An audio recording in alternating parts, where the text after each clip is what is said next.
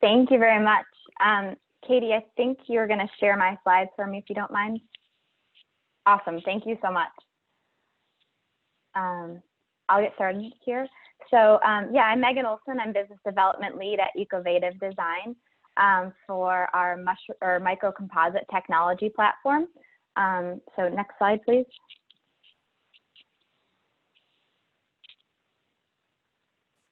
Thank you. So a little bit of background on mushroom packaging and how we got started here, as well as, of course, the problem that we're looking to solve. So Evocative was founded 13 years ago. Our co-founders, Eben and Gavin, really focused on the problem of single-use plastics and the harm on our environment. What we've seen over the history of Evocative is really the momentum that's been gaining on the need for sustainable alternatives. Next slide, please. So what we've done with mushroom packaging is leverage nature as a solution. So when folks think of mushrooms, we typically think of the fruiting body of a mushroom, and that's what you see in the photo to the left. At Evocative, we focus on the mycelium. So the mycelium is like the root structure of a tree, of an apple tree, for example, while the mushroom is like the apple of the apple tree. So at Evocative, we've leveraged mycelium as a natural binding agent for sustainable agricultural waste. So next slide, please. So a key part of our sustainability story here is that at Evocative, we look to leverage local agricultural waste in our process. So over the history of Evocative, we've researched over 500 different options for the agricultural waste input that we use in our process. So the mycelium, again, that root structure of mushroom is mixed with the agricultural waste to create the mushroom packaging solution.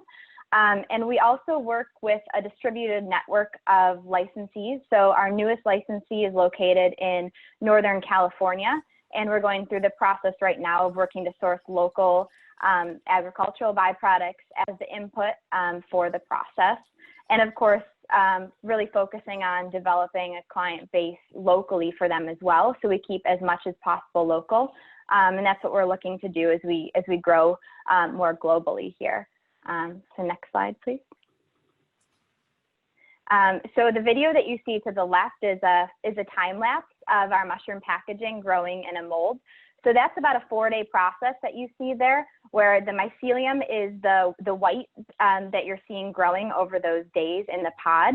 And then you'll see that in the photos to the right here, that is the process of popping the parts from the pod.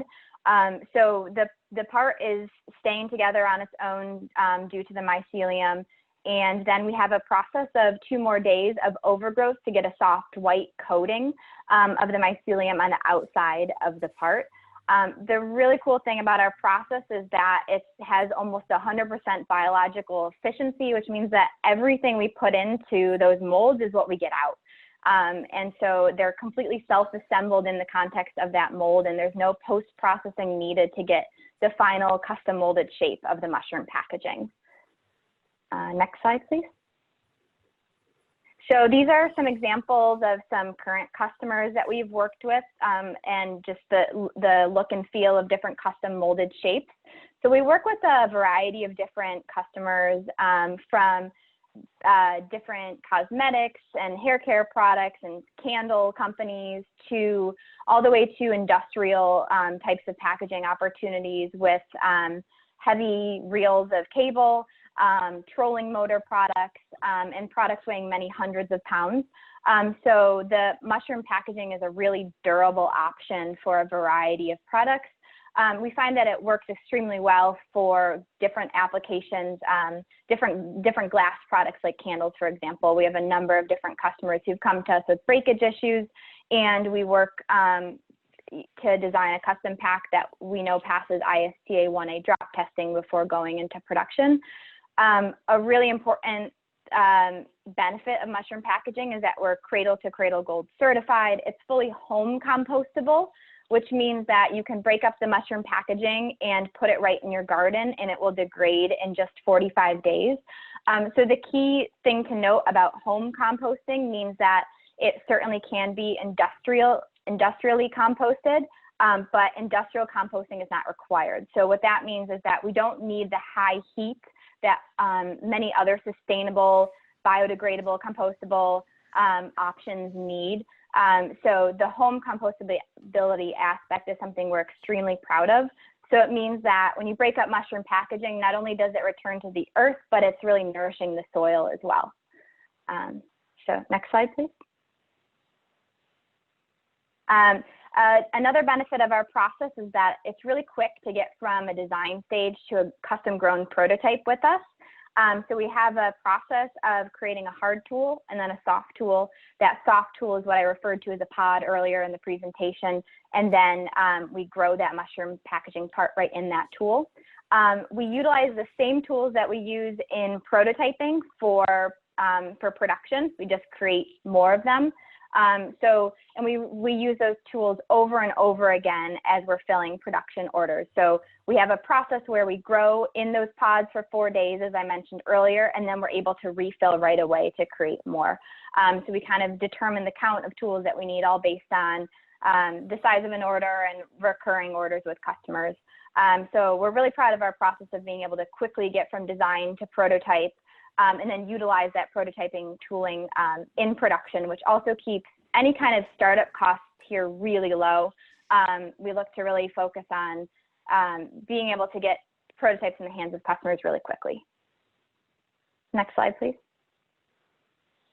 This is just a quick example of one of our key customers. A lot of folks come to us because they've seen the seed part, so Seed Probiotics, based in California. So they're receiving their parts right from our Northern California facility in Paradise, California, actually. And it's just been a really great product for us, where we've grown along with them, quite literally, to provide them with mushroom packaging for their needs. So this was a custom shape made for seed. And then the next slide, please.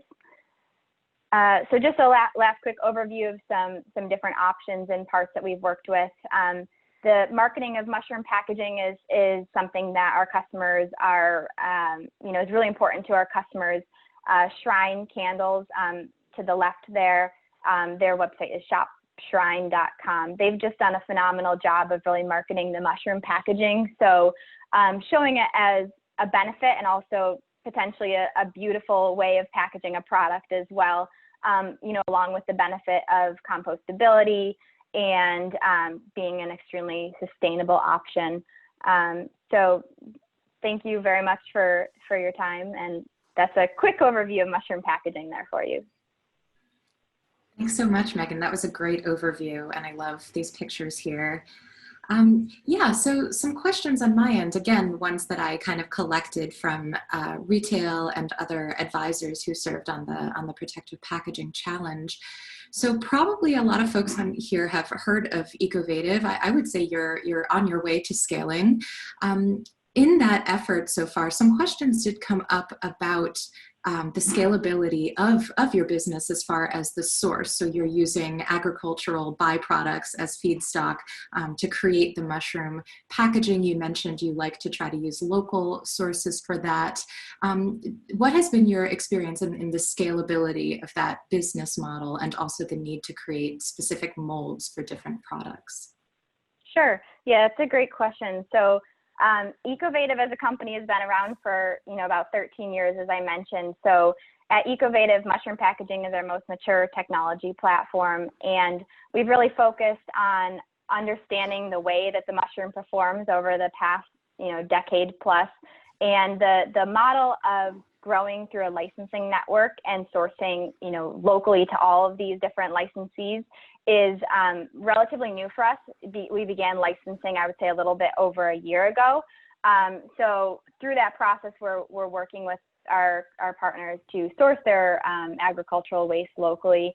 And I think the key thing that I would say there about scalability, is the fact that when you think of a lot of other sustainable packaging options that use some kind of starch, different biodegradable options that use corn, for example, they're using the grain. We're using the stalk. So the grain might be about 1 pound on that stalk of corn, and the rest of the stalk is about 10 pounds.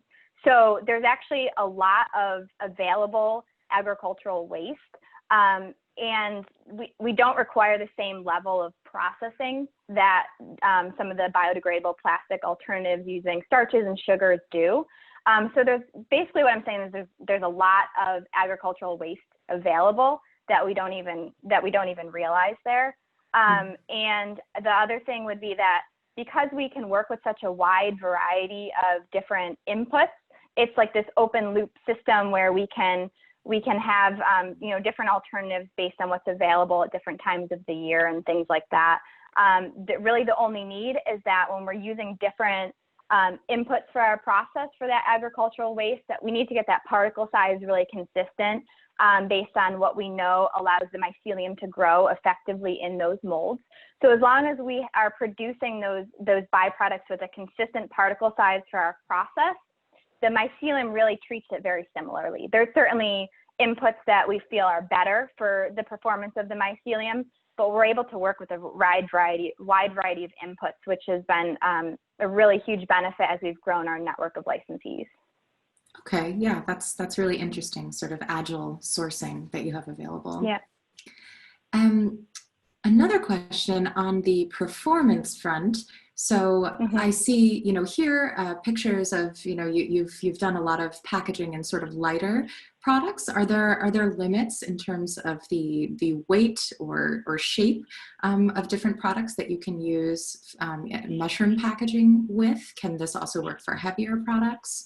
And are there any other sort of performance issues? For example, if it got wet, would it resprout mushrooms? I mean, how does that work? Yeah, I'll start with that one because we get that question all the time. So the mycelium, the mushroom is basically inactivated when we ship the final product. So it goes through a process where we dry it, and the mushroom is no longer growing. You won't see a fruiting body coming up from those mycelium roots. So that won't happen even if it gets wet. Our material is hydrophobic, so it can, if you pour water on it, it will beat up. If you soak it in water for a long time, it will collect the water, but it means it's also a great option for shipping insulated product. We've done many wine shippers with it where you're putting ice packs. So it really competes with styrofoam in that way, where when you're shipping with, like a molded paper pulp, for example, it's not really a great option for using an ice pack. So it's a hydrophobic material. It's great for insulated shipping. We actually have a customer who they sell their protein bars in our mushroom packaging, and they're also able to pack it and store it in a freezer in the mushroom packaging and then ship it to their customers. So that would be my comment on the performance related to mushrooms and getting wet and things like that. For heavier products, so one of the limitations of our geometry is based on the way we create our trays, that you saw those pods that it grows in. So they're about 18 inches by 18 inches by 5 to 6 inches in depth. But so when you look at a single part, like many of the examples you see here, a single part of the mushroom packaging is limited to that geometry. But as you're looking at larger packs, like the trolling motor pack that we're currently working on, for example, we use many components of the mushroom packaging. Think about it like putting different corners in a package. We're using multiple components of the mushroom packaging there. And again, we've worked with many very heavy options. So it's really about how we brace the product with the mushroom packaging, but we're able to work with heavy products and have a lot of history with that as well. Okay, interesting. Thanks. And then you spoke quite a bit about the compostability aspect, and I agree that's a really interesting feature probably for a lot of companies. And it's interesting, the composting option as far as an end-of-life recovery, because as you mentioned, it could be composted at home, given, you know, the right conditions. It can be composted industrially. But how do you communicate that with customers? How do you find that plays out when you recognize that maybe not everyone has access to home composting or industrial composting? Would it also biodegrade in a landfill? What's you know, the kind of story you tell to responsibly manage this material? Sure, that's a great question. So it still will compost in a landfill. The one thing that I would say about a landfill that's not as ideal is that it's an anaerobic type of composting that you typically see. So it'll still degrade, it'll still break down, unlike single-use plastics, but there will be, you know, methane gas that, you know, is a part of that process. So it's a safer alternative for putting in a landfill than a single-use plastic, but we really look to our customers to, you know, to put it outside. And that could mean something as simple as throwing it in a park. Our CEO has done that many times while on business. It's you know, safe for the environment kind of anywhere you go. So we really look to our different customers to how they choose to market the mushroom packaging. I think we kind of feel good about wherever it ends up, if that makes sense, but we feel best about when it ends up somewhere where it's providing nutrients directly to the soil. So it's a little bit of a mix of, you know, supporting our customers and helping them market the mushroom packaging. I would say the one thing that can be confusing about mushroom packaging is we typically think of recycling as being such a fantastic thing for the environment. And it's confusing to people when we tell them that mushroom packaging is not recyclable. And that's simply because there isn't the right stream for that in recycling. So if mushroom packaging ends up at a recycling center, it's likely going to end up in a landfill. So you might as well just throw it out. And so it's not that it's not safe for the environment, but that's not the way that recycling doesn't have a way of getting rid of mushroom packaging. So we tend to avoid suggesting recycling, but that's typically the word that people think about when they think about being safe for the environment. So that would be one thing that can sometimes be confusing, and why we really try to stress home compostability. You can break it up into pieces and put it in your garden, or you could throw a whole chunk of mushroom packaging out there and kind of watch it break down a little bit more slowly over time.